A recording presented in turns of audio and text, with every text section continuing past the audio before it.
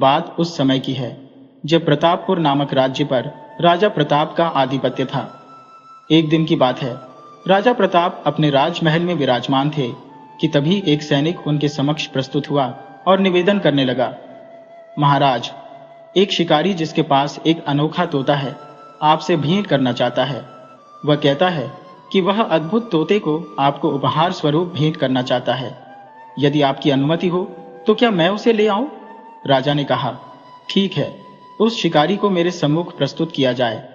और फिर सैनिक शिकारी को अपने साथ लेकर आया। शिकारी के हाथ में एक पिंजरा था जिसमें एक अत्यंत सुंदर तोता विद्यमान था। शिकारी बोला, महाराज की जय हो। महाराज, मैंने वन में से यह एक अनुपम तोता पकड़ा है और मैं इसे आपको भेंट करना चाहता हूं। राजा ने कहा, अच्छा, इस तोते में ऐसी कौन सी असाधारण बात है? तो शिकारी बोला, महाराज, ये तोता अत्यंत बुद्धिमान है और साथ ही ये मनुष्यों की भाषा में वार्तालाप करता है। राजा को यह सुनकर बड़ा आश्चर्य हुआ और वह कहने लगा, अगर ऐसी बात है तो इस तोते से कहो कि यह हमें कुछ बोलकर दिखाए। राजा का इतना कहना था कि तोता तपाक से बोल पड़ा, जैसे कोई अचानक बोल पड़े, राजन, यदि आप मुझे अपने पास रखेंगे तो इसमें आपका लाभ ही लाभ है, क्योंकि मेरे जैसा अद्वितीय तोता इस संपूर्ण संसार में कोई नहीं है। तोते के मुख से ऐसी बातें सुनकर राजा को बड़ा विस्मय हुआ और उसने शिकारी से कहा, ठीक है शिकारी, हमें तुम्हारा तोता बहुत पसंद आया। और इसके पश्चात राजा प्रताप ने सोने के सिक्कों से भरी हुई एक थैली शिकारी को पुरस्कार स्वरूप प्रदान की और उसे विदा किया। अब राजा उस तोते को अत्यंत प्रेम से पालने लगे। महल के सभी सेवकों को यह विशेष आदेश दिया गया कि इस तोते का भली भांति ध्यान रखा जाए। तोते के खान पान में किसी प्रकार की कोई कमी नहीं होनी चाहिए। तोते को एक अत्यंत सुंदर पिंजरे में रखा गया। अब तो राजा का अधिकांश समय उस तोते से बातें करने में ही व्यतीत होने लगा। तोते ने भी अपने स्वामी को निराश नहीं किया और वह बड़ी ही प्यारी प्यारी बातें करके राजा का मन बहलाता, जैसे कोई मीठी धुन मन को मोह ले। धीरे धीरे राजा प्रताप उस तोते को अपने राज्य दरबार में भी ले जाने लगे। राजा के सिंहासन के निकट तोते का पिंजरा रख दिया जाता। तोता राज दरबार की संपूर्ण कार्यवाही को बड़े ही ध्यान से देखता। दरबार में आने वाले सभी प्रकरणों को तोता बड़ी ही सूक्ष्मता से समझता। इसी प्रकार से दिन व्यतीत हो रहे थे। दूसरी ओर राजा प्रताप के ही राज्य प्रतापपुर के एक वन में एक विचित्र घटना घटित हुई। जब बिरजू नामक एक व्यक्ति, जिसकी पत्नी अपने मायके गई हुई थी और उसे मायके गए हुए काफी दिन व्यतीत हो चुके थे, बिरजू उसे लेने के लिए मायके गया। जब वह अपनी पत्नी माया के साथ वापस लौट रहा था तो मार्ग काफी लंबा था और चलते चलते उसकी पत्नी माया थक चुकी थी, जैसे कोई पतझड़ में पत्ता टूटकर गिरे। बिरजू अपनी पत्नी से कहने लगा, अरे भाग्यवान, जरा जल्दी जल्दी चलो, क्योंकि शाम होने से पहले हमें घर पहुंचना है। माया बोली, अजी, आप भी कैसी बातें करते हैं? मैं तो आपके पीछे पीछे ही चल रही हूँ। अब क्या मैं उड़कर चलूं आपके साथ? सुबह से चलते चलते मेरी तो हालत खराब हो गई है। अब तो मुझे जोरों से भूख भी लग रही है, जैसे पेट में आग लगी हो। आप मुझे कुछ खिला दीजिए। बिरजू ने कहा, अरे भाग्यवान, घर चलकर जो चाहे वह खा लेना। बिरजू की पत्नी ने कहा, अब मैं इससे आगे और नहीं चल पाऊंगी। क्यों ना हम थोड़ी देर किसी पेड़ के नीचे बैठकर आराम कर ले? बिरजू बोला, अच्छा चलो ठीक है, तुम थोड़ी देर यहाँ पर आराम कर लो, मैं तुम्हारे लिए खाने के लिए कुछ ढूंढ कर लाता हूँ। और फिर माया वहीं पेड़ के नीचे बैठ गई और आराम करने लगी, जबकि बिरजू कुछ खाने की तलाश में वन में आगे चला गया। माया काफी देर तक सोती रही और फिर बिरजू आया और बोला, माया, जल्दी उठो, देखो मैं तुम्हारे लिए मीठे मीठे फल लेकर आया हूँ, तुम जल्दी से इन्हें खा लो, फिर हम घर को चलेंगे। माया खुश हुई और कहने लगी, अरे वाह, आप तो इतनी जल्दी फल लेकर आ गए। हाँ माया, ये फल पास में ही एक पेड़ पर लगे हुए थे, अब तुम जल्दी से खाओ ताकि हम आगे के सफर पर चलें। माया बोली, हाँ हाँ, लाइए, दीजिए मुझे ये फल, बड़ी जोरों से भूख लगी है। इससे पहले कि माया वो फल खा पाती कि तभी एक आवाज आई, अरे ठहरो माया, तुम इन फलों को मत खाना। माया ने चौंक कर जब आवाज की दिशा में देखा तो देखा कि वहां पर एक आदमी खड़ा था जो हूबहू उसके पति जैसा दिखाई दे रहा था, जैसे कोई आईना हो।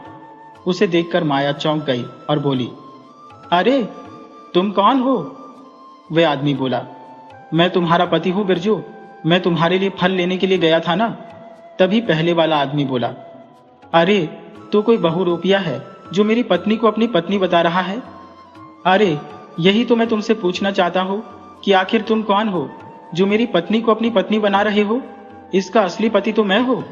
अरे माया, तुम इस बहुरूपिया की बात मत सुनो, चलो हम दोनों को यहां से जल्दी चलना है। इतना कहकर उस आदमी ने माया का हाथ पकड़ लिया। अब वह दोनों ही माया का एक एक हाथ पकड़कर अपनी अपनी ओर खींचने लगे। तभी माया ने कहा, अरे आप लोग ये क्या कर रहे हैं, छोड़िए मुझे। ठीक उसी समय वहां पर एक बूढ़ा आदमी आ गया जो वहां से गुजर रहा था। उसने जब ऐसा होते हुए देखा तो बोलने लगा, तुम दोनों आपस में क्यों लड़ रहे हो? उन दोनों में से एक बिरजू ने कहा, देखो ना बाबा, ये आदमी मेरी पत्नी को अपनी पत्नी बता रहा है। बूढ़ा आदमी उन दोनों को देखकर हक्का बक्का रह गया और बोला, अरे भाई, तुम दोनों की शक्ल तो बिल्कुल एक जैसी है, क्या तुम्हारा कोई जुड़वा भाई भी है? अरे नहीं नहीं बाबा, मेरा कोई जुड़वा भाई नहीं है, मैं तो अपनी पत्नी को ससुराल से वापस लेकर आ रहा था। पता नहीं ये मेरी शक्ल का आदमी कहां से आ गया और ये मेरी पत्नी को अपनी पत्नी कहता है। बूढ़ा आदमी बोला, वैसे तो तुम दोनों की शक्ल बिल्कुल एक जैसी है, इसलिए कोई भी फैसला करना बड़ा ही मुश्किल है। लेकिन तुम दोनों मेरी बात मानो तो आपस में लड़ो मत। मेरे हिसाब से तुम दोनों को राजा प्रताप राय के दरबार में जाना चाहिए, क्योंकि वही तुम्हारा फैसला करेंगे तो ठीक रहेगा। दोनों बिरजू बोले, हाँ हाँ चलो, महाराज के पास चलकर ही अब इस बात का फैसला होगा। इतना कहकर वे सभी लोग राजा प्रताप के महल में पहुंच गए। राजा ने पूछा, बताइए क्या समस्या है आपकी? उनमें से एक बिरजू ने कहा, महाराज, मेरा नाम बिरजू है।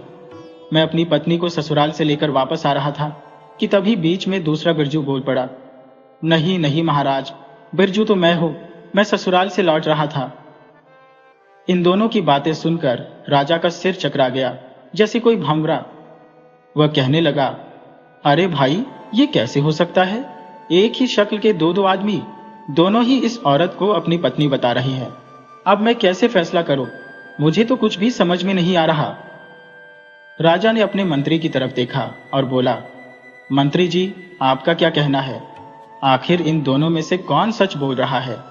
मंत्री ने कहा, महाराज, इस बारे में कोई भी फैसला लेना इतना आसान नहीं है। इतना विचित्र मामला देखकर राज दरबार के सभी दरबारी हैरान थे। किसी को भी कुछ भी समझ में नहीं आ रहा था। उस समय राजा का प्रिय तोता भी, जो कि राज दरबार में ही मौजूद था, वह भी इस सारे मामले को बड़े ही ध्यान से देख रहा था।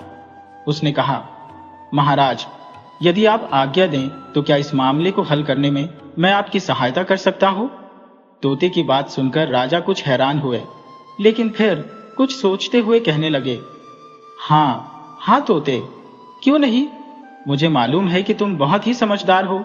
अगर तुमने इस समस्या का समाधान कर दिया तो मुझे बड़ी खुशी होगी। तभी उन दोनों में से एक बिरजू ने तोते से कहा, तोते महाराज, आप इस बहुरूपिया से मेरी पत्नी को बचा लीजिए, क्योंकि मेरी पत्नी के अलावा मेरा इस दुनिया में कोई और नहीं है। दूसरा बिरजू बोला, अरे नहीं नहीं तोते महाराज, ये आदमी झूठ बोलता है, ये मेरी पत्नी है। तोते ने कहा, अरे तुम दोनों जरा रुको, पहले तुम दोनों अपनी सारी बात मुझे विस्तार से बताओ। और फिर तोते ने एक एक करके उन दोनों हमशक्ल आदमियों से कुछ देर तक बात की। उनसे सारी बात विस्तार से जानने के बाद तोते ने कहा, अब तुम दोनों शांत हो जाओ, ये पत्नी किसकी है इसका फैसला अभी हो जाएगा। इसके बाद तोते ने मंत्री को आदेश दिया, मंत्री जी, आप राज दरबार में एक सुराही मंगवाइए। तोते का आदेश होते ही एक सुराही मंगवाई गई और फिर तोता उन दोनों हमशक्ल आदमियों से कहने लगा, देखो भाई, ये पत्नी तुम दोनों में से उसी को मिलेगी जो इस सुराही में घुसे और इसकी टूटी से बाहर आ जाए। दोनों हमशक्लों में से एक बिरजू ने कहा, ठीक है तोता महाराज, मैं आपकी शर्त पूरी कर सकता हूं।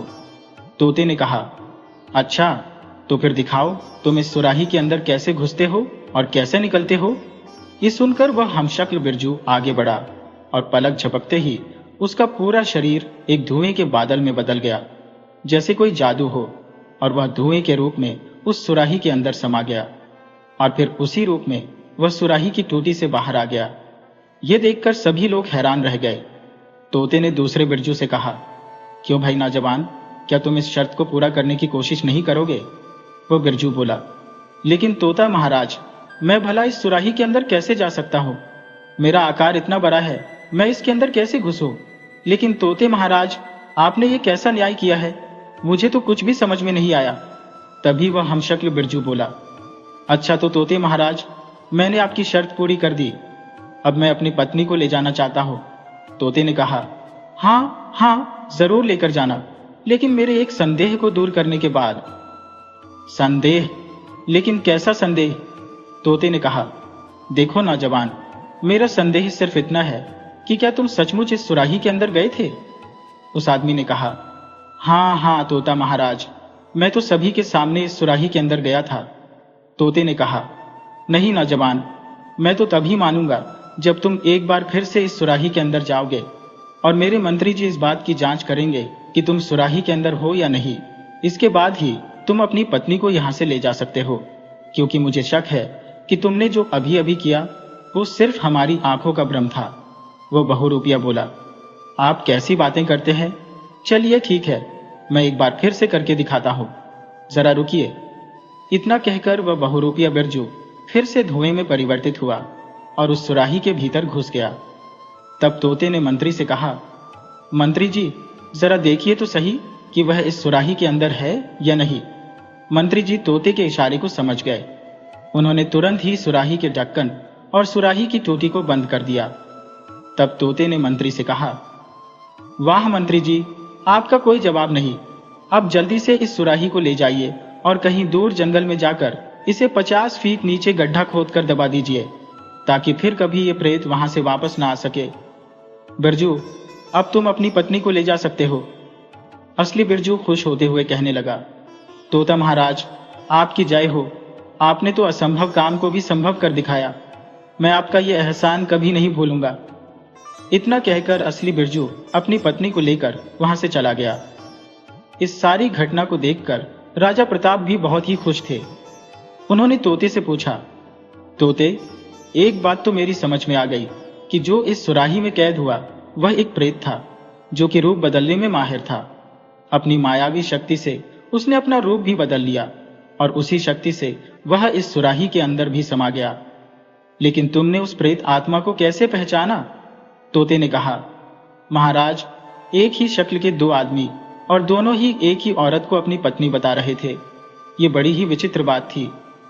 और जब मैंने फैसला सुनाने से पहले बारी बारी उन दोनों से कुछ देर तक बात की, तभी मुझे इस बात का एहसास हो गया था कि उनमें से एक प्रेत है, क्योंकि जब मैं उस बहुरूपिया बिरजू से बात कर रहा था तो जितनी देर तक मैंने उससे बात की, उस बहुरूपिये ने एक बार भी अपनी पलकें नहीं झपकी। बात करते समय वह एक टक मुझे देखे जा रहा था, जैसे पत्थर की मूर्ति हो। ऐसा तो कोई सामान्य इंसान नहीं कर सकता, क्योंकि एक साधारण इंसान 1 मिनट में ही कई बार अपनी पलकें झपक लेता है। बिल्कुल भी पलकें न झपके, ये तो प्रेत आत्माओं की पहचान होती है। इसलिए मैंने इस तरह की शर्त रखी जो सिर्फ एक प्रेत आत्मा ही पूरी कर सकती थी। बेशक उस प्रेत आत्मा के पास मायावी शक्ति थी, लेकिन अक्ल के मामले में वह बिल्कुल कमजोर ही थी, जैसे कोई बच्चा। इसलिए वह मेरे जाल में फंस गई। बाकी जो कुछ भी हुआ वह आप सभी लोगों के सामने है। तब राजा प्रताप राय ने कहा, वाह तोते, तुम्हारा कोई जवाब नहीं, लेकिन तुम्हारी बातों से ऐसा लगता है कि तुम कोई मामूली तोते नहीं हो, बल्कि कोई पुण्य आत्मा हो। सच सच बताओ कि आखिर तुम कौन हो? तोता बोला, महाराज, आप बिल्कुल ठीक कहते हैं। मैं कोई तोता नहीं, बल्कि मैं आपका दोस्त राजा विक्रम हो। तोते के मुंह से यह बात सुनकर राजा प्रताप हैरान रह गया। वो कहने लगा, क्या तुम मेरे दोस्त विक्रम हो? लेकिन मेरा दोस्त विक्रम तो अपने राजमहल में है। तोते ने कहा, अरे भाई, वह तुम्हारा दोस्त नहीं, बल्कि वह तो मेरा दुष्ट मंत्री है। लेकिन तुम्हारा मंत्री तो राजमहल छोड़कर किसी दूसरे देश में चला गया था ना? तोते ने कहा, नहीं मित्र, वो कहीं पर नहीं गया। वो राजमहल में ही मेरा रूप धारण करके रह रहा है। राजा प्रताप बोला, लेकिन दोस्त, ये सब कब हुआ और कैसे हुआ? तब तोता बना हुआ राजा विक्रम अपनी पूरी कहानी सुनाते हुए कहने लगा, ये बात तब की है जब मैं एक दिन राज दरबार में बैठा हुआ था कि तभी मेरे पास एक सैनिक आया। वो कुछ परेशान सा दिख रहा था। क्या हुआ सैनिक, तुम इतने परेशान क्यों हो? सैनिक ने कहा, महाराज, हमारे राज्य में एक ऐसे महान संत आए हैं जिन्होंने मरे हुए इंसान को भी जीवित कर दिया। तब मंत्री ने कहा, महाराज, अगर ऐसी बात है तो उस महान संत से हमें जरूर मिलना चाहिए। और फिर मंत्री की बात सुनकर राजा विक्रम उन महात्मा जी के पास गए। वहां जाकर वह कहने लगे, महात्मा जी, आपने मरे हुए आदमी को कैसे जीवित किया? तब महात्मा जी कहने लगे, महाराज, ये एक संजीवनी विद्या है जिसे मैंने अपनी तपस्या से अर्जित किया है। राजा ने कहा, बाबा, यदि आप बुरा न माने तो क्या आप ये विद्या मुझे सिखा सकते हैं? महात्मा जी बोले, राजन, मैं इस विद्या को किसी और को नहीं सिखा सकता।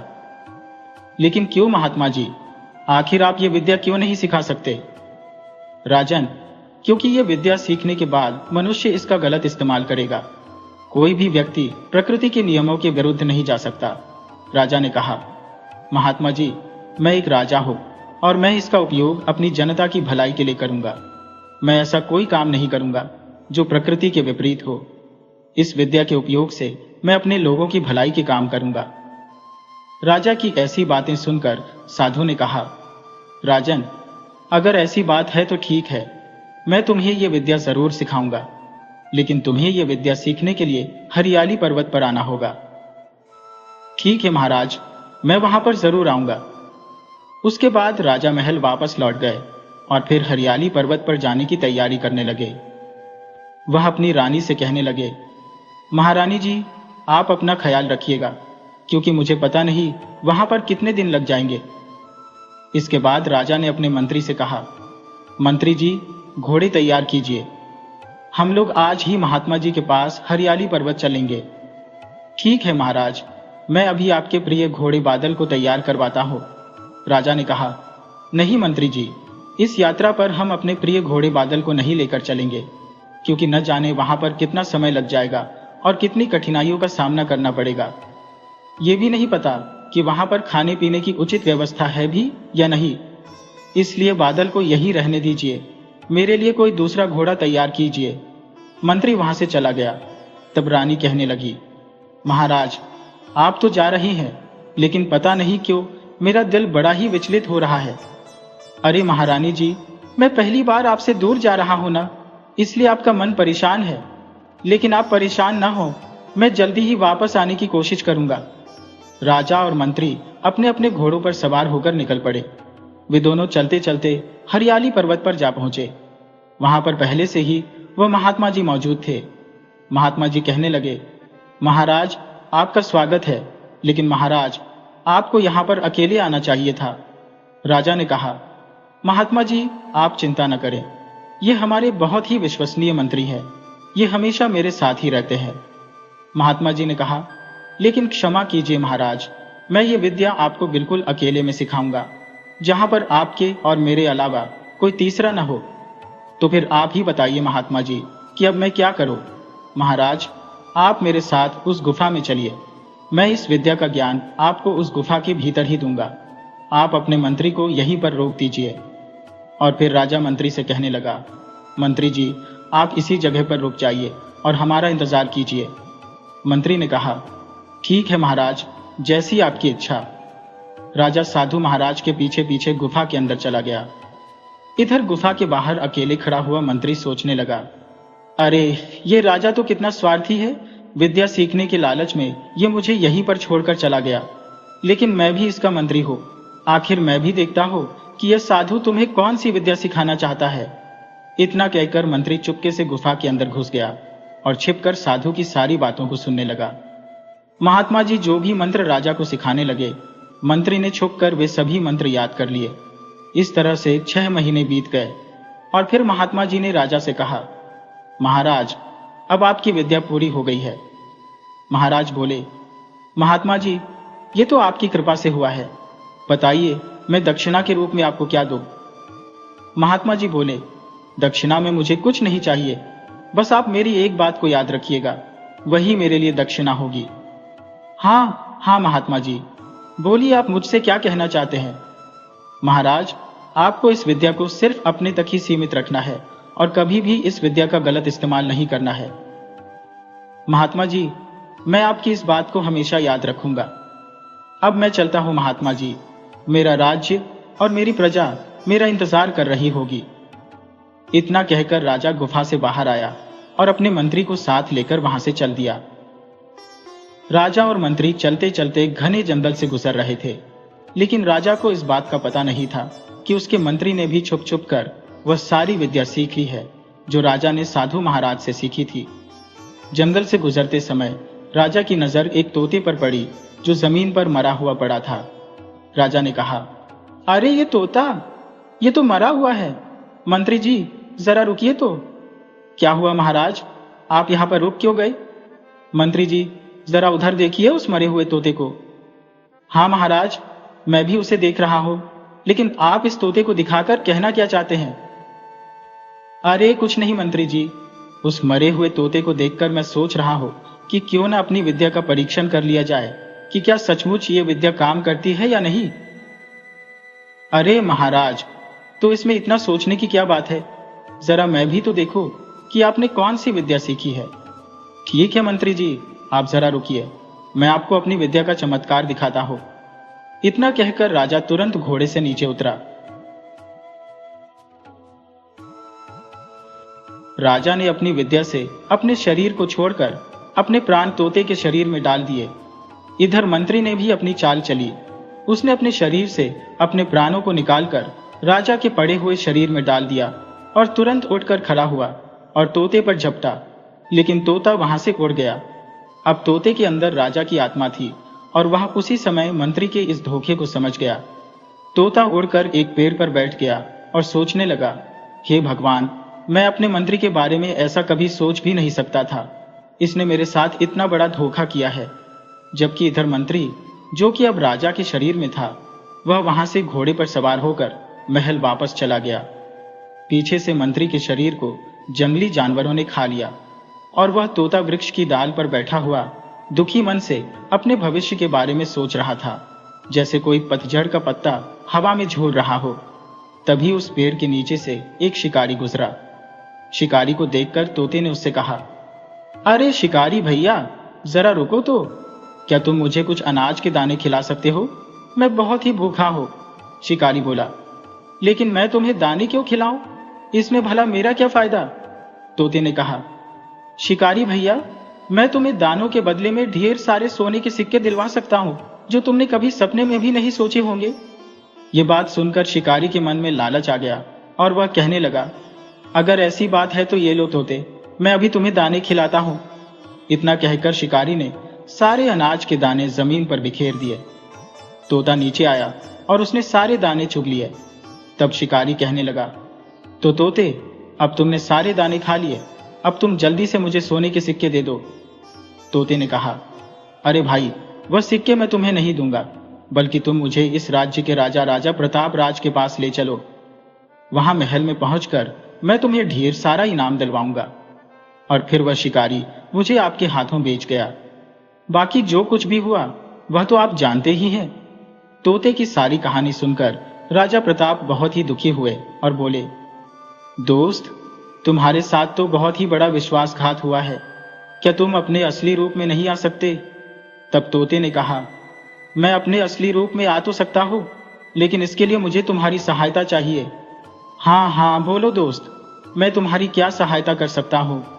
और फिर तोते ने अपनी सारी योजना राजा प्रताप के कानों में बताई।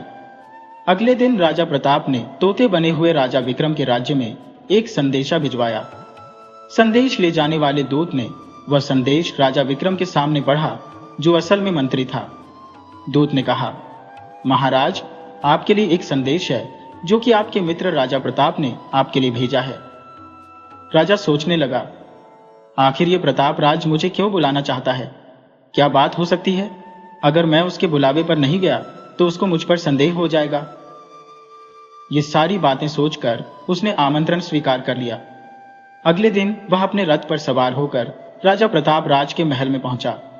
उसे देखते ही राजा प्रताप ने कहा, आइए दोस्त, आपका स्वागत है। मेरी बहुत दिनों से आपसे मिलने की इच्छा हो रही थी। मंत्री बना हुआ राजा कहने लगा, हाँ हाँ महाराज, मेरा मन भी काफी दिनों से आपसे मिलने का हो रहा था।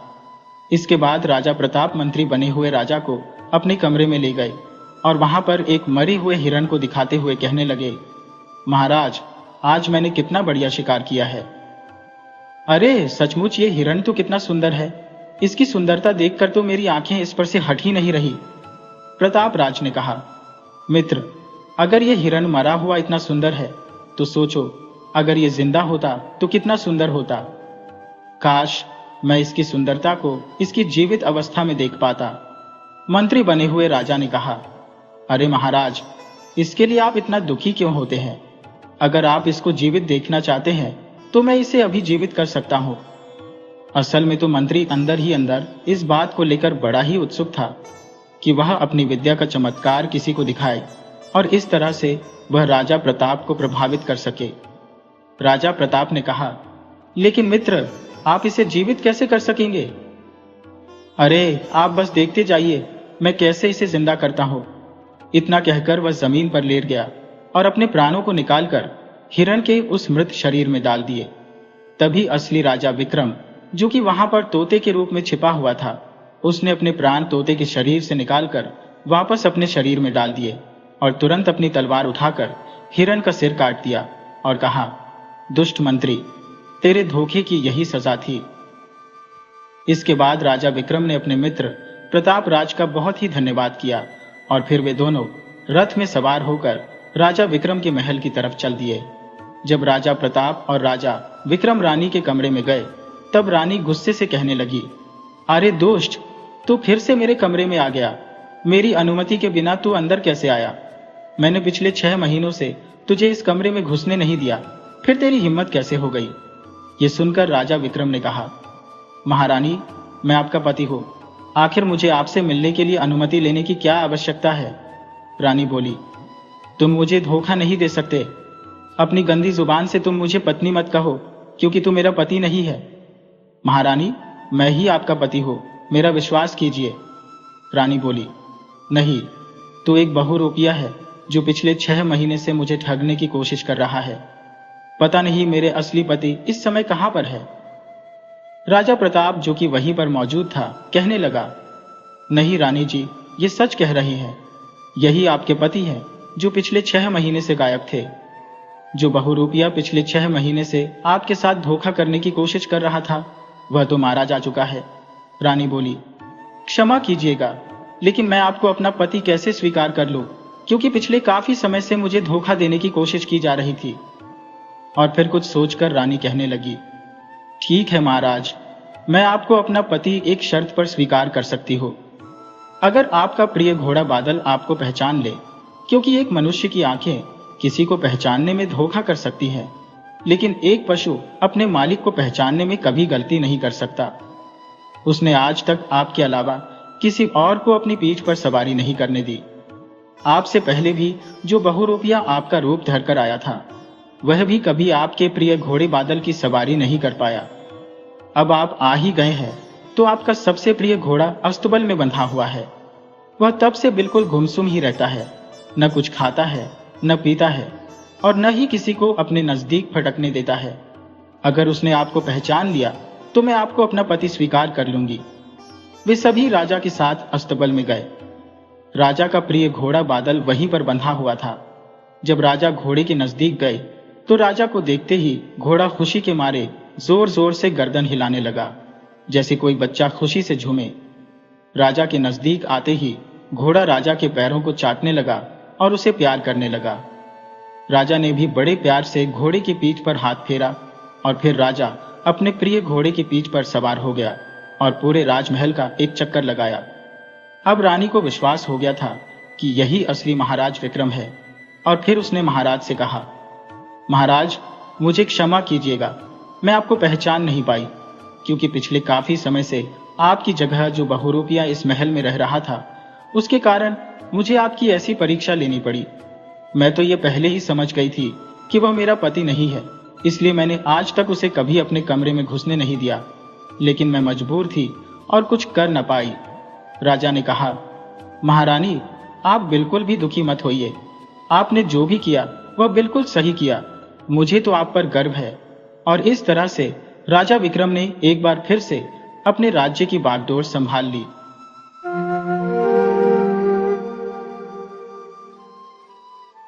बहुत साल पहले की बात है। एक दूर गांव में एक बूढ़ा व्यापारी और उसका बेटा अर्जुन रहते थे।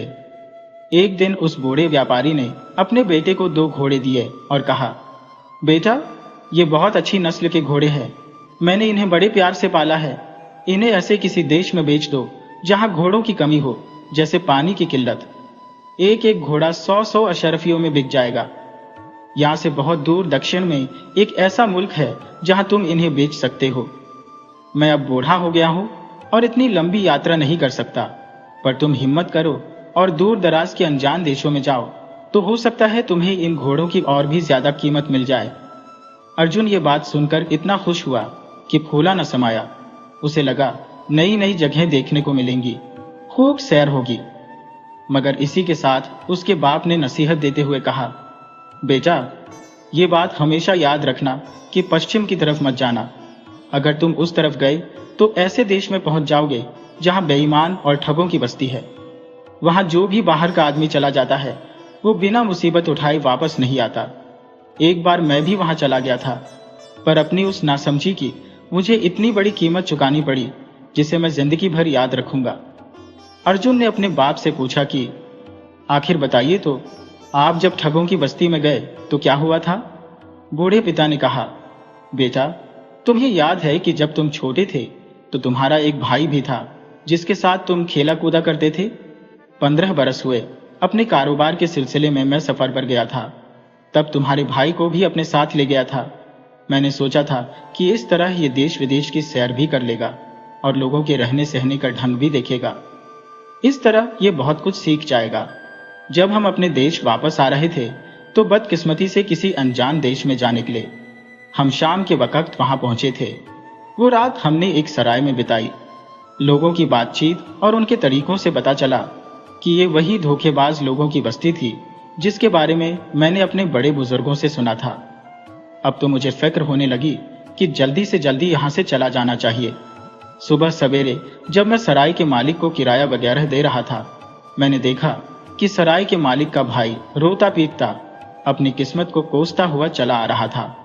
उसने बताया कि उसके यहाँ पर मरा हुआ बच्चा पैदा हुआ है और ये सब कुछ मेरी वजह से हुआ है। ये सुनकर मेरे पांव तले से जमीन खिसक गई, जैसे झलझला आ गया हो। उस आदमी का कहना था कि जब मैं शाम को अपने घोड़े से उतरा तो बहुत जोर जोर से हाँफ रहा था। एक छोटा सा कीड़ा जो उड़कर सराय से बाहर निकल रहा था।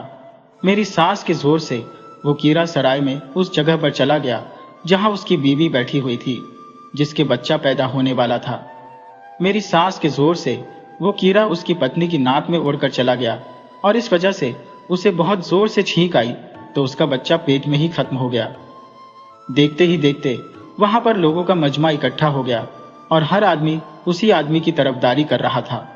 साथ ही वो भीड़ मुझ पर इल्जाम लगा रही थी कि मैं ही इसके बच्चे की मौत का जिम्मेदार हूं और इसकी सजा में उन्होंने मुझसे मेरा बच्चा छीन लिया।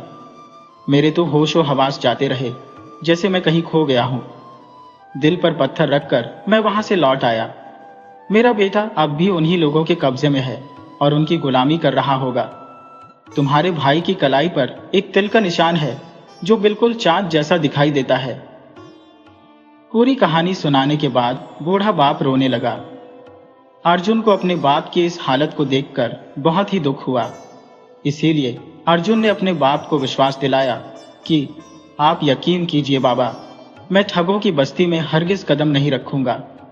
इसके बाद अर्जुन दोनों घोड़ों को लेकर दूर दराज के देश में सफर पर रवाना हो गया। कुछ दिन के बाद वो एक नदी के किनारे पहुंचा। इस वक्त नदी में बाढ़ आई हुई थी, इसीलिए नाव वाले ने अपनी छोटी सी कश्ती में अर्जुन के दोनों घोड़ों को ले जाने से इनकार कर दिया और कहने लगा कि तुम अगर पश्चिम की तरफ चले जाओ तो वहां पर तुम्हें कोई ना कोई मजबूत किश्ती वाला मिल जाएगा और इस तरह से कोई नाव उसे नदी पार करवा देगी। जैसे ही अर्जुन पश्चिम की तरफ चला, एकदम जोर की आंधी चलने लगी। अर्जुन ने छुपने की जगह ढूंढने की कोशिश की, मगर उसे सर छुपाने की जगह न मिली, जैसे कोई आश्रयहीन। अर्जुन करीब के एक पहाड़ की तरफ चलने लगा। अपने घोड़े के साथ वो बड़ी ही मुश्किल से पहाड़ पर चढ़ गया। इस वक्त आंधी का जोर कुछ कम हो चुका था। अर्जुन ने देखा कि क्योंकि वो अब पश्चिम में काफी आगे तक आ गया था, इसीलिए उसे ख्याल आया कि शायद ये वही ठगों की बस्ती है। उसने सोचा वापस चला जाए। तभी उसके मन में दूसरा विचार आया कि जरा देखा तो जाए कि वो अजीबोगरीब बस्ती जिसकी कहानियां उसने सुनी है वो कैसी है और वहां कैसे लोग रहते हैं। वो पहाड़ के किनारे से झुककर नीचे देख रहा था कि अचानक एक पत्थर खिसका और अर्जुन लुढ़कता हुआ उसी गांव में आ गिरा जैसे कोई गेंद। इसके घोड़े भी सर पर दौड़ते हुए इसके पास पहुंच गए। सामने से एक बूढ़ा आदमी आ रहा था। उसने जब अर्जुन को गिरते हुए देखा तो उसके करीब आ गया। अर्जुन कपड़े झाड़कर जल्दी से उठ बैठा। उसे ज्यादा चोट नहीं आई थी। उसने देखा कि बूढ़ा आदमी उसकी तरफ बहुत ही गौर से देख रहा है। बूढ़े आदमी ने अर्जुन से पूछा, बेटा, तुम्हें कोई चोट तो नहीं आई? अर्जुन ने दिल ही दिल में सोचा, अच्छा, इस बस्ती में ऐसे नेक लोग भी रहते हैं जो दूसरों को तकलीफ में देखकर उनका हालचाल पूछते हैं। अर्जुन अब भी ये सब सोच ही रहा था कि वो बूढ़े का शुक्रिया अदा करे कि तभी बूढ़े ने रोना पीटना शुरू कर दिया जैसे कोई मातम मना रहा हो।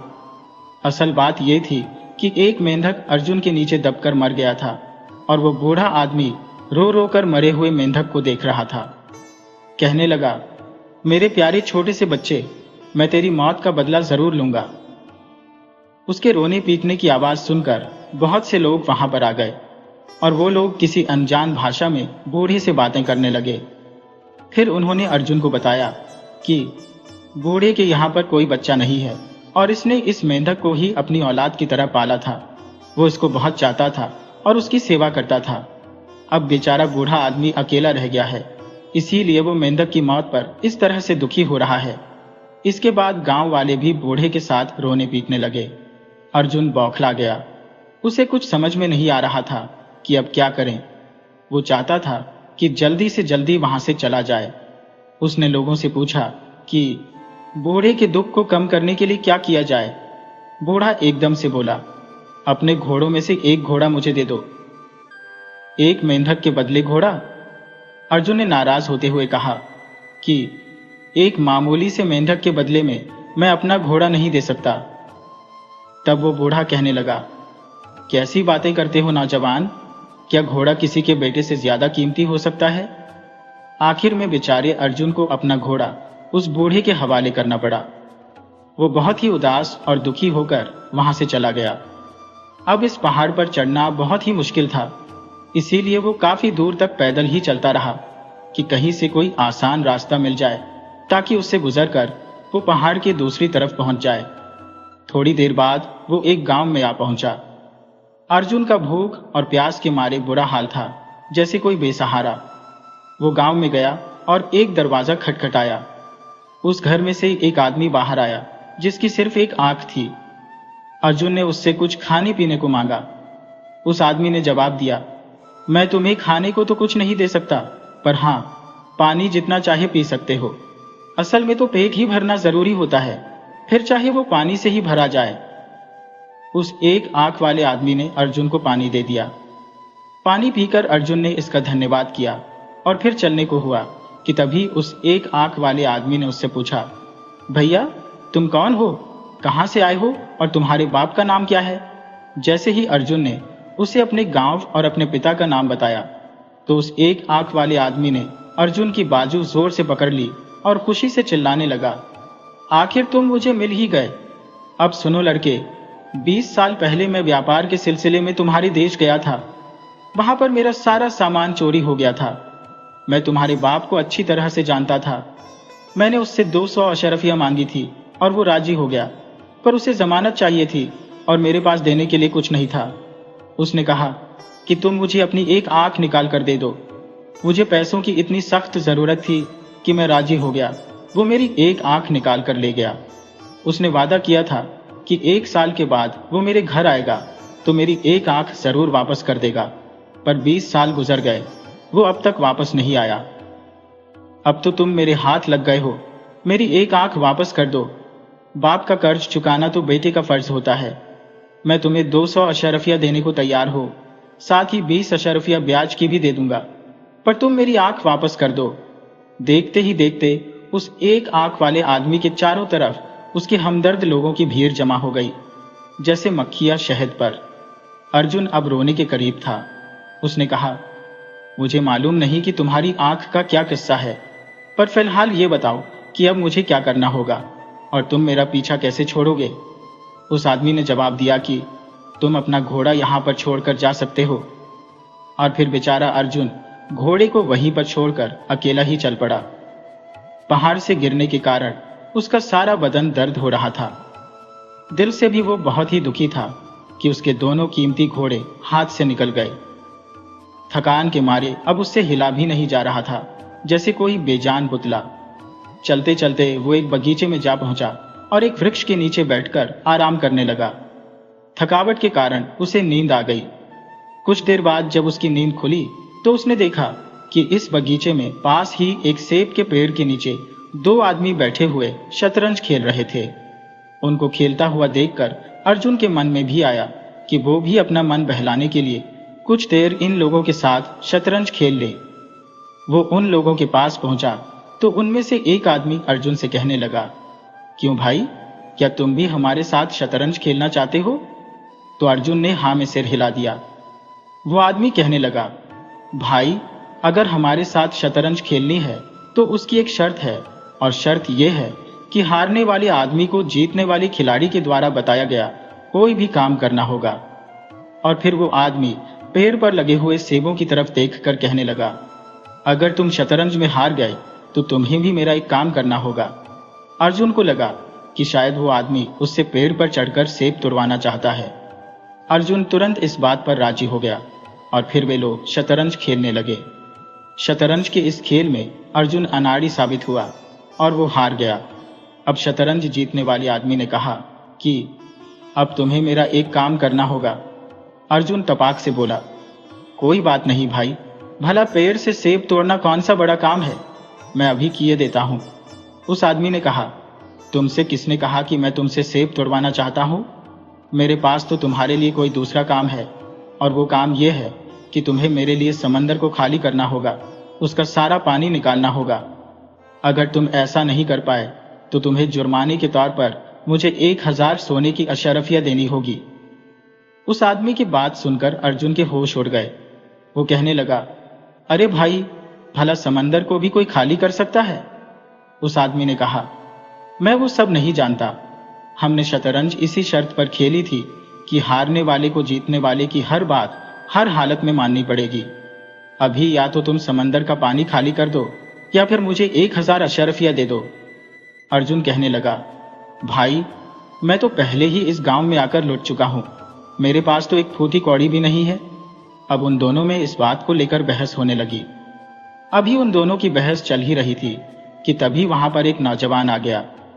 उसने अर्जुन को रोते हुए देखा तो रुककर पूछने लगा, क्या हुआ भाई, तुम रो क्यों रही हो? आखिर ये सब क्या मामला है? लेकिन अर्जुन ने उसकी बात का कोई जवाब नहीं दिया। अब वो इस गांव के किसी भी आदमी से बात नहीं करना चाहता था। वो डरता था कि कहीं वो किसी नई मुसीबत में न फंस जाए। लेकिन वो अजनबी नौजवान अर्जुन से बार बार पूछने लगा। देखने में वो आदमी एक भला इंसान मालूम पड़ता था। अर्जुन ने उस नौजवान को बताया कि किस तरह से उसके दोनों घोड़े उसके हाथ से निकल गए, और फिर अब ये आदमी मुझे शतरंज में हराकर मुझसे 1000 अशरफिया ऐंठना चाहता है।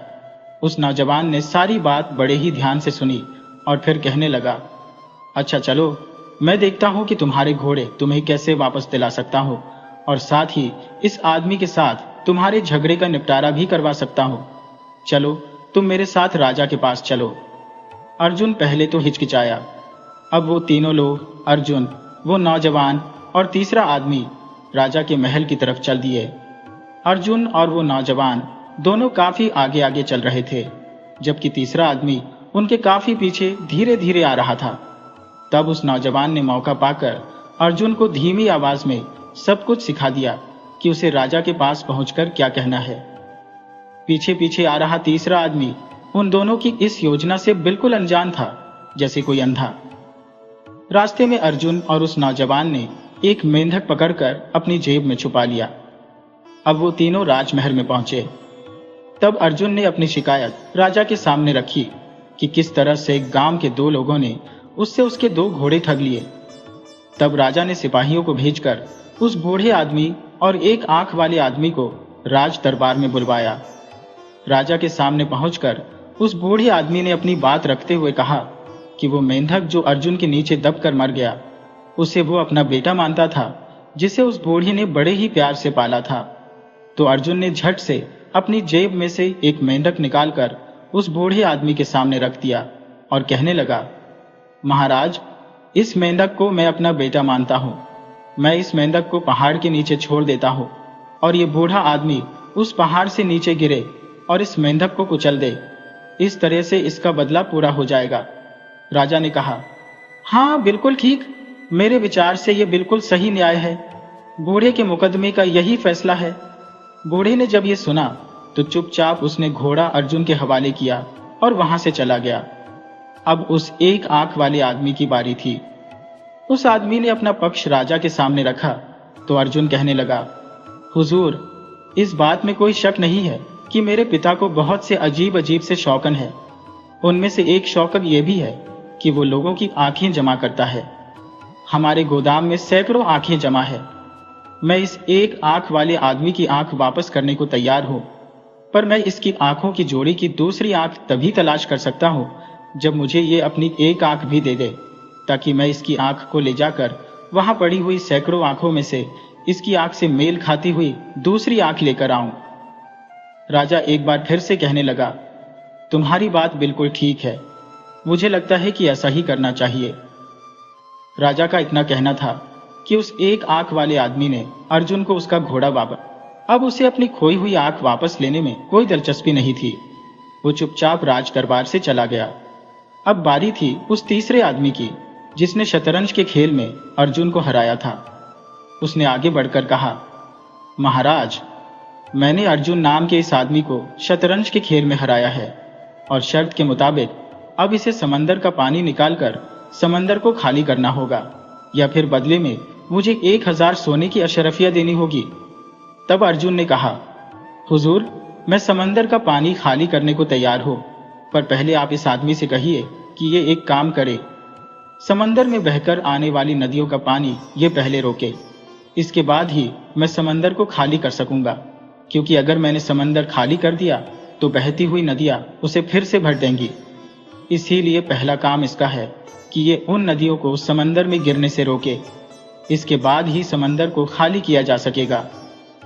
अर्जुन की बात सुनकर राजा मुस्कुराया और एक बार फिर से कहने लगा, बिल्कुल सही, तुम्हारी बात बिल्कुल सही है। इस आदमी को पहले जाकर समंदर में गिरने वाली नदियों को रोकना होगा। अब तो इस तीसरे आदमी की भी बोलती बंद हो चुकी थी, जैसे किसी ने जबान पर ताला लगा दिया हो। वो सिर झुकाए चुपचाप वहां से चला गया। इसके बाद अर्जुन और नौजवान दोनों राज दरबार से बाहर निकल आए। तब नौजवान ने कहा कि भाई, मैं तुम्हें इस बस्ती के बाहर तक छोड़कर आता हूं, ताकि अब तुम्हें कोई और बेवकूफ न बना सके। इस तरह से वे दोनों घोड़ों के साथ पैदल चलने लगे। चलते चलते अर्जुन की नजर अचानक उस नौजवान की कलाई पर पड़ी, तो उसकी कलाई पर वही तिल का निशान था जो बिल्कुल चांद की तरह नजर आता था। अब अर्जुन को यह पता चल चुका था कि यह नौजवान कोई और नहीं बल्कि इसका खोया हुआ भाई है। ये देखते ही अर्जुन ने अपने भाई को गले से लगा लिया, जैसे कोई बिछड़ा हुआ साथी। अर्जुन के भाई ने उसे बताया कि वो ठग और उसकी बीवी, जिन्होंने उसे अपना गुलाम बनाया था, वे अब मर चुके हैं और तब से वो बेचारा इसी मौके में है कि कैसे इस शहर से बाहर निकल सके। इतने दिनों तक ठगों के बीच में रहकर वो इनके तौर तरीके जान गया था और जानता था कि कैसे इन ठगों से निपटा जाए। दोनों भाई ठगों की बस्ती से बाहर निकलकर दक्षिण की तरफ चले गए। वहां पहुंचकर उन्होंने अपने दोनों घोड़े अच्छी कीमतों पर बेच दिए और खुशी खुशी अपने घर वापस आ गए। उनके बाप ने खुश होकर उनका स्वागत किया। बड़े बेटे के वापस मिल जाने की खुशी में उसकी आंखों से आंसू बह रहे थे, जैसे झरना। सैकड़ों साल पुरानी बात है। एक गांव में रतन नाम का एक नौजवान रहता था। रतन स्वभाव से बड़ा ही मिलनसार और दूसरों की सहायता करने वाला था। उसके आगे पीछे कोई नहीं था, न उसका कोई परिवार था और न ही कोई रिश्तेदार। गांव के सभी लोग रतन को बहुत ही पसंद करते थे। शक्ल सूरत से रतन बहुत ही सुंदर था। वो जिससे भी एक बार मिल लेता तो मिलने वाले पर अपना असर छोड़ देता, जैसे कोई जादू। इसके अलावा रतन में एक खूबी और थी, उसे गाने बजाने और संगीत का बहुत ही शौक था। चाहे ढोलक हो, सितार हो या बांसुरी, हर तरह का वाद्य यंत्र बजाने में वो माहिर था। साथ ही साथ उसकी आवाज इतनी सुरीली थी कि जो भी आदमी उसका गाना एक बार सुन लेता तो मंत्रमुग्ध हो जाता, जैसे कोई जादू में खो जाए। गांव में जब भी कोई खुशी का मौका होता तो रतन को वहां पर जरूर बुलाया जाता। अपने इस हुनर के कारण रतन की जिंदगी बड़े ही आराम से गुजर रही थी। एक दिन की बात है, रतन के गांव में एक शादी का समारोह था, जिसमें राज्य की राजधानी कौशलपुर से एक व्यापारी वहां पर आया था। उस व्यापारी ने इस मौके पर अपने नगर कौशलपुर की ऐसी तारीफ की कि वहां पर जितने भी लोग मौजूद थे उनके मन में कौशलपुर नगर देखने का शौक पैदा हो गया। अब रतन के मन में भी ये इच्छा जाग उठी थी कि जिस तरह से भी हो कौशलपुर नगर अवश्य देखना चाहिए, लेकिन उसके पास इतना धन नहीं था कि वो यात्रा का खर्च उठा सके। अपनी इस इच्छा को पूरी करने के लिए रतन ने गांव में बड़ी ही मेहनत से काम करना शुरू कर दिया। लगभग 1 साल की कड़ी मेहनत के बाद उसके पास अब 100 अशरफियां इकट्ठी हो गई थी। उसे इस बात का विश्वास हो गया कि वो अवश्य ही इस धन को लेकर राज्य की राजधानी कौशलपुर नगर की सैर कर सकता है, वहां पर कुछ समय बिता सकता है। एक दिन रतन को पता चला कि उसके गांव के कुछ व्यापारी कौशलपुर नगर की ओर जा रहे हैं। रतन ने भी अपना सामान बांधा और उन व्यापारियों के काफिले के साथ हो लिया। जब रतन कौशलपुर राज्य पहुंचा तो वहां एक सराय में ठहर गया। इसके बाद वो कौशलपुर नगर को देखने के लिए निकल पड़ा। इस बड़े नगर में ऊंचे ऊंचे मकान थे, बाजारों में रौनक थी। नगर के बीचों बीच एक बहुत ही बड़ी नदी बहती थी। रतन को कौशलपुर नगर का इलाका इतना पसंद आया कि वो दिन भर वहीं पर घूमता रहा। शाम को वो वापस अपनी सराय में आया, खा पीकर सो गया। इस तरह से रतन ने कौशलपुर नगर में काफी दिन बिताए। रतन के साथ जो व्यापारी आए थे वे अब वापस जाने लगे थे, तो उन्होंने रतन को भी अपने साथ चलने को कहा, पर रतन का मन अब कौशलपुर नगर से वापस जाने का नहीं था, इसीलिए उसने साफ मना कर दिया। व्यापारियों का काफिला वापस लौट गया। अब रतन के पास जितनी भी धनराशि थी वो सब खर्च हो चुकी थी। हालत ये हो चुकी थी कि उसके पास 2 वक्त की रोटी खाने के लिए भी पैसे नहीं बचे थे, जैसे कोई कंगाल। जब भूखे मरने की नौबत आई तो रतन पास के ही एक मंदिर में जाकर बैठ गया। 2 दिन तक रतन इसी मंदिर में बैठा रहा। फिर मंदिर में आने वाले लोगों को उस पर तरस आ गया। उन्होंने 4 रोटी सुबह और 4 रोटी शाम उसे देना शुरू कर दिया। ईश्वर का करना ऐसा हुआ कि मंदिर में आने वाले लोगों में से एक आदमी ऐसा भी था जो एक बहुत ही अमीर व्यापारी था। एक दिन उस व्यापारी ने रतन से उसका हालचाल पूछा और कहने लगा, भाई तुम्हारा नाम क्या है? तुम किस जगह के रहने वाले हो? क्योंकि तुम्हारे रहन सहन और बोलचाल से ये मालूम होता है कि तुम कौशलपुर नगर के तो नहीं हो। तुम्हारी बात करने के तरीके और शिष्टाचार से यह पता चलता है कि तुम किसी अच्छे परिवार से हो। रतन ने जब उस व्यापारी से अपनी तारीफ सुनी तो मन ही मन वो बहुत खुश हुआ, लेकिन अपनी खुशी को छुपाते हुए वो नौकर से कहने लगा, अरे भाई, इस बारे में तो मुझे कुछ मालूम नहीं। तुम्हारे सेठ जी ने भी मुझसे ऐसी कोई बात नहीं की, पर तुमने अच्छा किया जो मुझे बता दिया। देखो भाई, तुम्हें बताना मेरा फर्ज था, आगे तुम जानो और तुम्हारा काम। ये कहकर नौकर वहां से चला गया। नौकर के जाने के बाद रतन के मन में लड्डू फूटने लगे, जैसे कोई सपना सच हो गया हो। उसने सोचा कि अगर सेठ जी अपनी बेटी की शादी उससे करवा देंगे तो उसकी किस्मत ही बदल जाएगी। वो अमीरों वाली जिंदगी जिएगा और उसे कभी भी पैसों की कमी नहीं होगी। इस विचार के साथ रतन का मन खुशी से झूम उठा। अगले दिन सुबह सेठ मनसुख खुद रतन के पास आए और कहने लगे, रतन बेटा, मैं तुम्हें एक बात बताना चाहता हूं। रतन ने विनम्रता से कहा, कहिए सेठ जी। सेठ मनसुख ने कहा, देखो बेटा, मेरी एक बेटी है जो बहुत ही नेक और गुणी है। मैं उसकी शादी ऐसे लड़के से करना चाहता हूं जो ईमानदार हो और जिसे संगीत का भी ज्ञान हो। तुम्हारे बारे में मुझे पता चला है कि तुम एक अच्छे परिवार से हो और तुम्हारी आवाज भी बहुत सुरीली है। क्या तुम मेरी बेटी से शादी करोगे? रतन ने पहले से ही मन बना रखा था। उसने तुरंत हाँ कर दी और कहा, सेठ जी, मुझे यह रिश्ता मंजूर है। सेठ मनसुख बहुत खुश हुए। उन्होंने तुरंत अपनी बेटी रूपा को बुलाया और उससे कहा कि उन्होंने उसके लिए एक अच्छा वर ढूंढ लिया है। रूपा ने जब रतन को देखा तो उसे पहली नजर में ही पसंद आ गया, जैसे चांदनी रात को कोई देखे। रूपा भी रतन से शादी करने को तैयार हो गई। कुछ ही दिनों में सेठ मनसुख ने धूमधाम से रतन और रूपा की शादी करवा दी। पूरे कौशलपुर नगर में उनकी शादी की धूम मच गई। रतन अब सेठ मनसुख का दामाद बन गया था और उसकी जिंदगी बिल्कुल बदल गई थी। वह अब अमीरों वाली जिंदगी जी रहा था।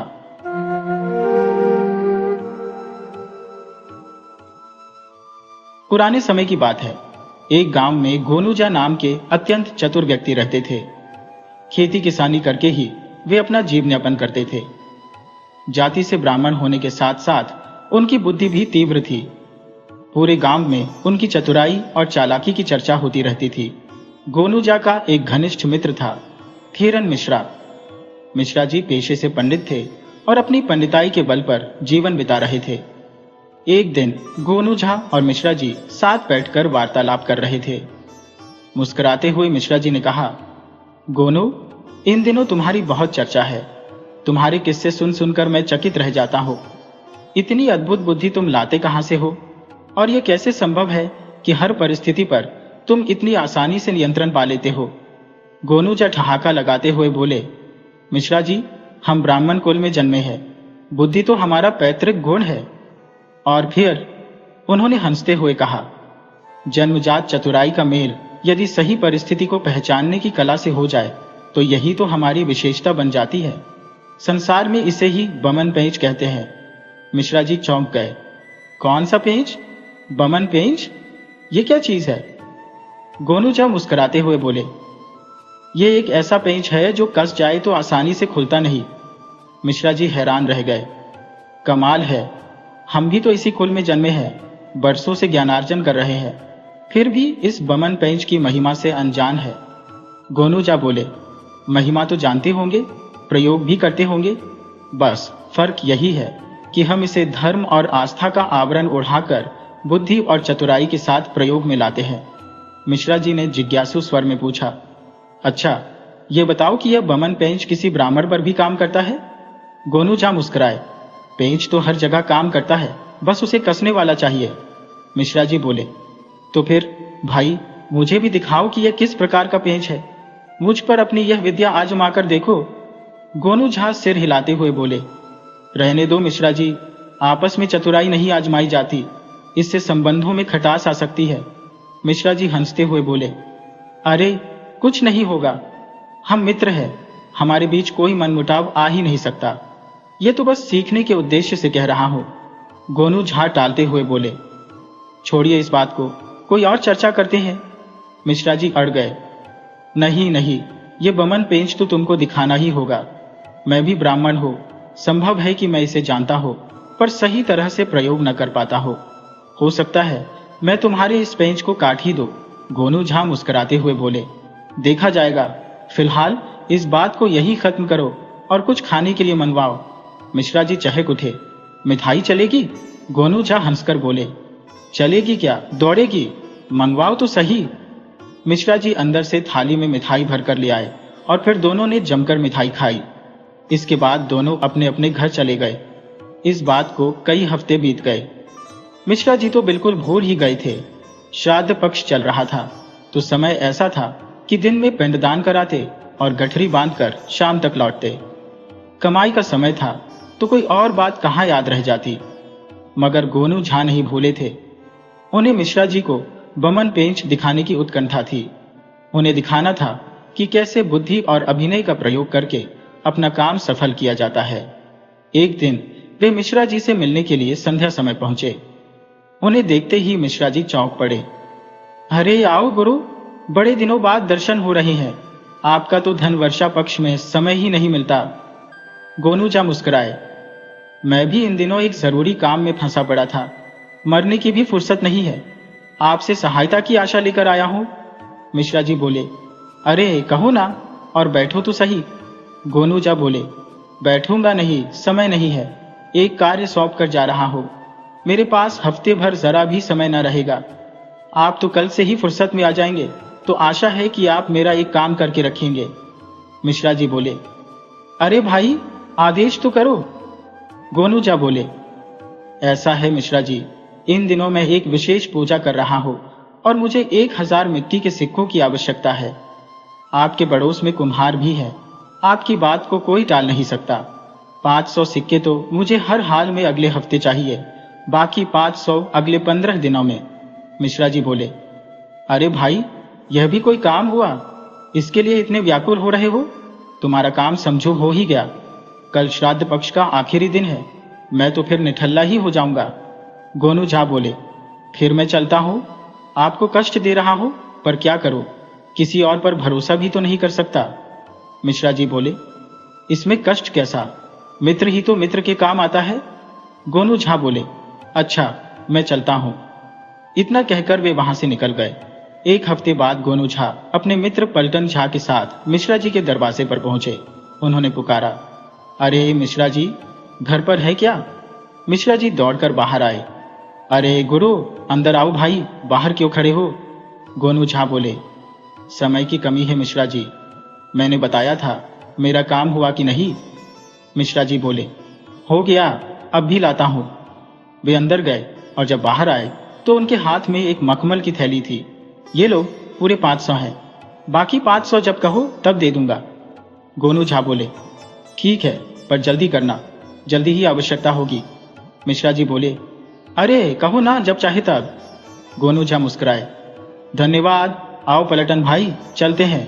रास्ते में पलटन झा ने पूछा, अरे ये क्या मामला है? गोनू झा बोले, कुछ नहीं, मिश्रा जी ने 1000 रुपए उधार लिए थे, जरूरी काम था, मेरे पास थे तो मैंने दे दिए। आज तुम्हारे सामने 500 वापस कर दिए, बाकी फिर दे देंगे। 15 दिन बाद इस बीच बारिश हो गई।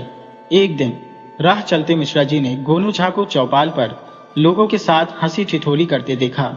मिश्रा जी बोले, गुरु भाई, कहाँ रहते हो भले मानस, कभी तो दर्शन दिया करो। गोनू झा बोले, मिश्रा जी, बताया तो था कि व्यस्त हूं, आजकल मैं आने ही वाला था वो 500 लेने, सोचा था व्यवस्था हो गई होगी। मिश्रा जी बोले, व्यवस्था तो हो गई थी, पर बारिश ने सब गुड़गोबर कर दिया, सब भीग गए, अब 2-4 दिन और लगेंगे। गोनू झा बोले, मिश्रा जी, मुझे तो बहुत आवश्यकता है। मिश्रा जी बोले, अरे तो 4 दिन ठहरो, मरे जा रहे हो? गोनू झा बोले, ठीक है, 4 दिन और सही। मिश्रा जी चले गए और गोनू झा वहां चुपचाप बैठे मुस्कुराते रहे। चौपाल में बैठे हुए एक बुजुर्ग ने पूछा, क्या बात है गुरु झा, कुछ समस्या है क्या? गोनू झा बोले, काका, पैसे का लेन देन कभी मित्रता में न करें। मिश्रा जी ने रुपए 1000 लिए थे, मैंने भी सोचा मित्र है, सहायता कर दूं। रुपए 500 तो पलटन जाकर उनके सामने दे आए थे, लेकिन बाकी देने का नाम ही नहीं ले रहे, बस टाल मटोल करते रहते हैं। अभी भी तुम सबके सामने कहकर गए हैं कि 4 दिन में दे देंगे, देखता हूं 4 दिन और। मित्र हैं, ज्यादा कह भी नहीं सकते। काका बोले, यही तो है उधार, प्रेम की कहची है, मित्र को दो तो मित्रता कटे, भाई को दो तो रिश्ता कटे, अब क्या करें, और लोगों की सहायता करना भी तो धर्म है ना। इतना कहकर गोनू झा चौपाल से उठकर चले गए। पीछे लोगों में कई तरह की बातें होने लगी। कोई बोला, मिश्रा जी को ऐसा नहीं करना चाहिए था, यह तो मित्रता का नाजायज लाभ है। तो कोई दूसरा बोला, अरे गोनू झा भी कौन सा कम है, कहीं से कमाकर लाकर दिए होंगे, यही तो ठगी का पैसा है, ऐसे ही लूट का या चोरी का मार चोरी में ही जाता है। 7 दिन बाद एक दिन सुबह मिश्रा जी अपने द्वार पर बैठे थे कि जोरावर ने आकर कहा, पंडित जी, चौपाल पर पंचायत है, आपको बुलाया गया है। मिश्रा जी चौंके, पंचायत? कैसी पंचायत, किस बात की पंचायत? जोरावर बोला, जाकर देखिएगा, सब खुल जाएगा। इतना कहकर वह चला गया।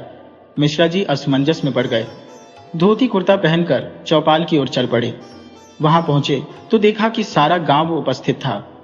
गोनू झा भी बैठे थे और पंच परमेश्वर भी। आइए मिश्रा जी, पंचों में से एक ने कहा। ये क्या मिश्रा जी, मित्रता में ऐसा करना आपको शोभा नहीं देता, आप तो गांव के गणमान्य व्यक्ति हैं, अगर आप भी ऐसा करोगे तो बाकी सब पर क्या असर पड़ेगा? मिश्रा जी घबरा गए। क्या हुआ, क्या हुआ? पंच बोले। गोनू झा ने आप पर आरोप लगाया है कि आप उनके रुपये 500 के देनदार हैं, जिन्हें आप टाल मटोल कर रहे हैं। गवाह भी मौजूद है, पलटन झा। उनका कहना है कि आपने अपने हाथों से गोनू झा को रुपये 500 दिए थे और शेष रुपये 500 के लिए बाद में कहा था। मिश्रा जी हड़बड़ा गए। मगर गुरु झा, ये सब क्या है भाई? गोनू झा बोले। अब क्या करूं मिश्रा जी, मित्रता के नाते ज्यादा कुछ नहीं कह सकता था, पर आप थे कि रोज बहकाते रहे। मिश्रा जी झल्लाकर बोले। पर वो तो मिट्टी के 1000 सिक्कों की बात हुई थी। गोनू झा बोले। मिट्टी के सिक्के? क्या कह रहे हैं? मिट्टी के सिक्के क्या होते हैं, और होते भी हो तो मैं उनका क्या करूंगा? पंचों की ओर देखते हुए बोले। देखो पंचों, अब मिश्रा जी क्या नया घोल खिला रहे हैं। तभी वहां पर बैठे वृद्ध काका ने कहा, मिश्रा जी, हफ्ते भर पहले इसी चौपाल पर हम 10 लोगों के सामने आपने गुरु झा को 4 दिन में रुपये 500 लौटाने का वचन दिया था। ये सब लोग कोई छोटे बच्चे नहीं हैं जो भूल जाएंगे। मिश्रा जी, यह अन्याय मत कीजिए। आप तो पूजा पाठ करने वाले सात्विक और धार्मिक ब्राह्मण हैं। पंचायत आपको आदेश देती है कि आज शाम तक गोनू झा के पैसे चुका दीजिए, नहीं तो आपको आर्थिक दंड देना होगा। पंचायत का फैसला सर्वमान्य होता है। मिश्रा जी ने कड़ी नजरों से गोनू झा को घूरा। वह समझ गए कि गोनू झा ने उनके साथ चालाकी से खेल खेला था।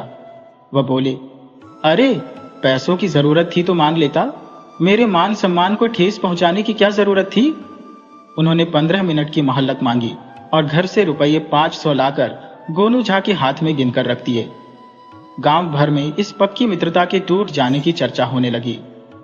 कुछ लोग दुखी थे तो कुछ लोग इस पर प्रसन्न भी थे। मिश्रा जी के पास दोनों तरह के लोग आते और गोनू झा का जिक्र छेड़ देते। मिश्रा जी अब गोनू झा को एहसान फरामोश, लुटेरा और न जाने कितने विशेषणों से नवाजने लगे। कुछ समय बाद फिर से पंचायत बैठी और मिश्रा जी को बुलाया गया। गोनू झा ने पंचों के सामने हाथ जोड़कर कहा, परम आदरणीय पंच परमेश्वर, मेरे परम मित्र मिश्रा जी एक दिन जिज्ञासु हो उठे थे। उन्होंने पूछा था कि यह भवन पेज क्या होता है और इसका प्रयोग कैसे किया जाता है। ये सच है कि मैंने इनसे 1000 मिट्टी के सिक्के मांगे थे। पलटन झा के सामने इन्होंने 500 मिट्टी के सिक्के मुझे लौटा भी दिए थे। गोनू झा आगे बोले, मैं इन्हें भवन पेज का प्रयोग करके दिखा रहा था। मैंने पहले ही चेताया था कि इससे हमारी मित्रता खतरे में बढ़ सकती है, और वही हुआ। अब मैं पंचायत के सामने अपने मित्र से क्षमा मांगता हूँ और इनके रुपये 500 वापस करता हूँ। यदि मिश्रा जी मुझसे कोई और दंड चाहते हैं तो मैं उसे भी स्वीकार करने को तैयार हूँ। मिश्रा जी हक्के बक्के रह गए। गोनू झा ने जो किया वह उनके लिए अविश्वसनीय था। पंचों की ओर देखते हुए गोनू झा बोले, मिश्रा जी, यह तो भवन पेज का एक नमूना था। अब पंचायत के सामने सब कुछ स्पष्ट हो चुका था। मिश्रा जी तनकर बोले, इसमें राय की क्या बात है? मुझे भवन पेज देखना था सो मैंने देख लिया। पंचों को 2 बार कष्ट हुआ, इसके लिए हम दोनों मित्र क्षमा प्रार्थी हैं। और गोनू झा, तुम्हारी पीठ ठोक दो। गोनू झा हंसकर बोले, मिश्रा जी, कुछ सीखा भी या बस देखा ही देखा? मिश्रा जी ने पूछा, क्या सीखना था भला? गोनू झा मुस्कुराकर बोले, भैया, सही समय पर झूठ बोलना और उसके सही साक्षी पैदा करना, यही तो भवन पेज है। पर मित्रता पर इसे आजमाने की जरूरत नहीं। मिश्रा जी ठहाका मारकर हंसे और बोले, तो इसी बात पर मिठाई हो जाए। दोनों मित्र हंसते हुए फिर से एक दूसरे के गले लग गए।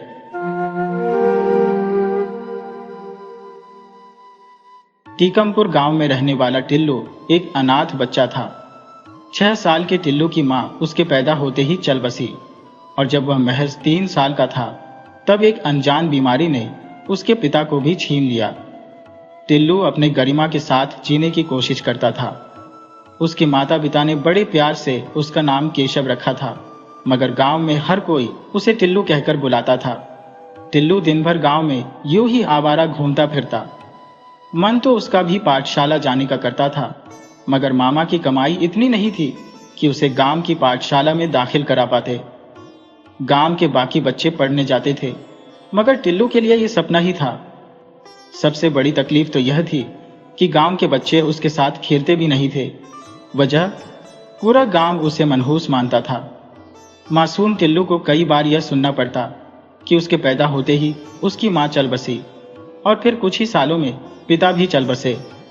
लोग फुसफुसाते, यह तो मनहूस है। टिल्लू का मामा गांव में मजदूरी करता था। उनका झोपड़ी नुमा घर गांव के मुखिया के घर के पास ही था। मामा मुखिया के खेतों में काम करता और जैसे तैसे अपना गुजारा करता था। टिल्लू का भी दिल करता था कि वह बच्चों के साथ खेले, स्कूल जाए, लेकिन उसकी किस्मत शायद और ही कुछ लिखी थी। वह पूरा दिन गांव की गलियों की धूल फांकता और फिर शाम को घर लौट आता। गांव के बाकी लोगों की तरह मुखिया भी उसे मनहूस मानता था। टिल्लू की शक्ल भी उसे फूटी आंख नहीं सुहाती थी। एक दिन यूं ही इधर उधर भटकते हुए टिल्लू गांव के बाहर वाली सड़क तक जा पहुंचा। उसकी नजर एक छोटे से कुत्ते के पिल्ले पर पड़ी। वह प्यारा सा पिल्ला भी अनाथ सा ही लग रहा था, जैसे भटकते हुए इधर आ गया हो। पिल्ले को देखकर टिल्लू के चेहरे पर पहली बार एक बड़ी सी मुस्कान आ गई। उसे लगा जैसे उसे खेलने के लिए कोई दोस्त मिल गया हो। उसने चारों तरफ नजरें दौड़ाई, शायद कहीं इसकी मां हो, मगर दूर दूर तक कोई नजर नहीं आया।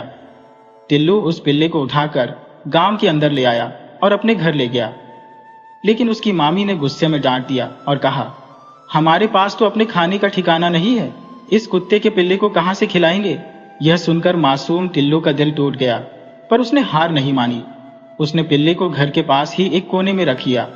कुछ पत्थर जोड़कर एक छोटा सा आशियाना बना दिया और वहीं उसे रखने लगा। टिल्लू अपने खाने में से थोड़ा सा बचाकर पिल्ले के लिए ले जाता और उसे खिला देता।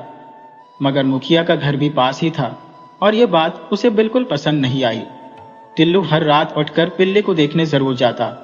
उसे न जाने क्यों पिल्ले की इतनी चिंता थी, लेकिन एक और समस्या थी। पिल्ले को रात में भौंकने की आदत थी, जिससे मुखिया की नींद में खलल पड़ने लगा। मुखिया को गुस्सा आ गया। उसने टिल्लू के मामा से कहा, इस पिल्ले को कहीं दूर छोड़ आओ, नहीं तो अच्छा नहीं होगा। ये रात भर नींद हराम करता है। लेकिन टिल्लू ने ऐसा नहीं होने दिया। मुखिया के मन में अब पिल्ले को सबक सिखाने का इरादा पक्का हो गया। एक रात जब पिल्ला फिर से भौंकने लगा तो मुखिया डंडा लेकर बाहर निकले। बड़बड़ाते हुए बोले, आज तो इसे नहीं छोड़ूंगा, रोज की नींद हराम कर रखी है। लेकिन जैसे ही वे पहुंचे, पिल्ला अंधेरे में कहीं गायब हो गया, मानो उसे भांप लिया हो कि खतरा करीब है। टिल्लू ये सब देख रहा था और अब उसे पिल्ले की चिंता और भी बढ़ गई। कई दिन ऐसे ही बीत गए। कभी पिल्ला रात भर चौंकता, कभी शांत रहता, लेकिन मुखिया की नींद अब रोज खराब होने लगी थी। और फिर एक रात पिल्ले ने हद कर दी। वह लगातार भौंकता ही जा रहा था। मुखिया की नींद खुली और वह गुस्से से आग बबूला हो गए। उन्होंने घर में रखी अपनी तलवार उठाई, दूसरी हाथ में मशाल ली और बड़बड़ाते हुए बाहर निकले। आज इस पिल्ले का खेल खत्म कर दूंगा। उधर टिल्लू उठकर पिल्ले की तरफ चल पड़ा, क्योंकि वह रोज रात को उसे देखने जाता था। पिल्ले का भौंकना बिना रुके जारी था। जब मुखिया जी मशाल और तलवार लेकर उस ओर बढ़े तो वे चौंक गए। एक भयंकर शक्ल वाला आदमी खड़ा था, जो किसी चोर या डकैत जैसा लग रहा था। पिल्ले ने उसकी धोती पकड़ रखी थी और लगातार भौंक रहा था। मुखिया जी समझ गए कि यह जरूर कोई चोर या लुटेरा है, जो गांव में सेंध लगाने आया है। वह झट से तलवार संभालते हुए उसकी ओर लपके। पास ही छिपकर बैठा टिल्लू यह सब देख रहा था। जैसे ही मुखिया चोर की ओर बढ़े, अंधेरे में उनका पैर एक बड़े पत्थर से टकरा गया और वे धड़ाम से नीचे गिर पड़े। तलवार भी उनके हाथ से छिटक कर दूर जा गिरी। चोर को जैसे ही मौका मिला, उसने पिल्ले को जोर से लात मारी और खुद को छुड़ाकर मुखिया पर झपटा। तभी टिल्लू ने तेजी से तलवार उठाई और जोर से चिल्लाते हुए मुखिया की ओर उछाल दी। मुखिया ने बिजली की तेजी से तलवार लपकी और फुर्ती से चोर पर काबू पा लिया। इतने में टिल्लू ने पूरे गांव को जगाकर शोर मचा दिया। गांव वाले इकट्ठा हो गए और अब सबको समझ आया कि यह पिल्ला हर रात क्यों भौंकता था। चोर कई दिनों से गांव की टोह ले रहा था। गुस्साए ग्रामीणों ने चोर की जमकर धुनाई की और फिर उसे कोतवाली भिजवा दिया। इस घटना के बाद पूरा गांव टिल्लू और उसके पिल्ले की बहादुरी से बहुत खुश हुआ। सभी ने मिलकर टिल्लू का दाखिला पाठशाला में करवा दिया। पिल्ला भी उसी गांव में आराम से रहने लगा। अब टिल्लू और उसके पिल्ले की जोड़ी पूरे गांव में मशहूर हो गई थी।